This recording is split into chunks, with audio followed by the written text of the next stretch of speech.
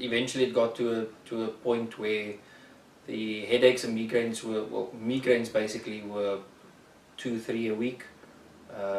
Sometimes it would go on for a couple of days at a time, but yeah, constantly obviously upping the tablet intake and everything for that. How many days a month would you say you were completely pain-free? 1 or 2, if I was lucky.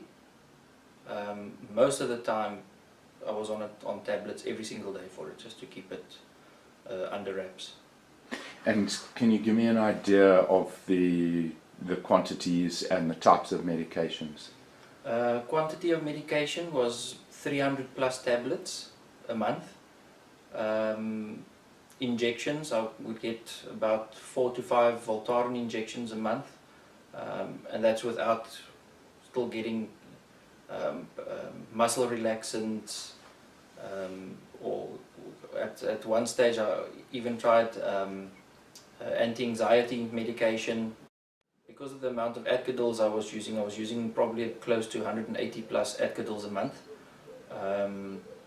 Because of that, obviously I also started getting headaches because of the codeine addiction.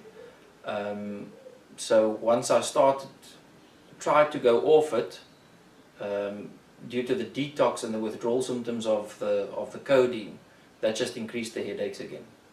So I was basically in this downward spiral the whole time, where if I stop the codeine, I get worse headaches than when I'm on the codeine. So at one stage the codeine levels were, or the Adcodil or the codeine was basically just, you know, increasing the whole time, just to keep it at a livable standard. At my peak it was basically, you know, didn't have many friends left, because it would, every time they had a braai or something that you wanted to go to or were invited to, you couldn't go because you were down with a migraine or a headache. So social life went down, family life went down, and obviously, like I say, there's not a lot of promotions or moving around in a company, especially if you go off sick quite regularly because of your headaches and your migraines. My father also struggles with a lot of headaches, so I was told it's just something that I got from him, so, you know, just deal with it basically. And then when it comes to the migraines, that kind of thing, I was just told, you're under too much stress, you must take it easy. Relax a bit more and you'll have less headaches. Okay, mine are multifaceted, so mine I generally get at the back of the head itself, and then it spreads over the top of the head. I also get it behind the eyes, and then also severe pressure on the sides, on both sides of the head as well.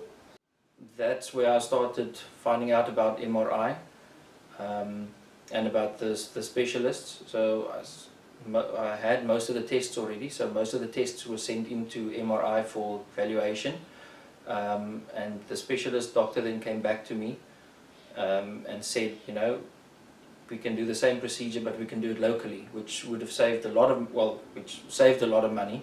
So the savings alone was substantial, and also the specialist was concentrating on multiple things as well. And MRIs, all the specialists were concentrating on multiple facets. They weren't just concentrating on the arterial component. They were also looking at the dental component. They were looking at the muscular component, and at the end of the day, it was multiple things that were included in my headaches. It wasn't just an arterial issue. It was a dental issue. It was an arterial issue.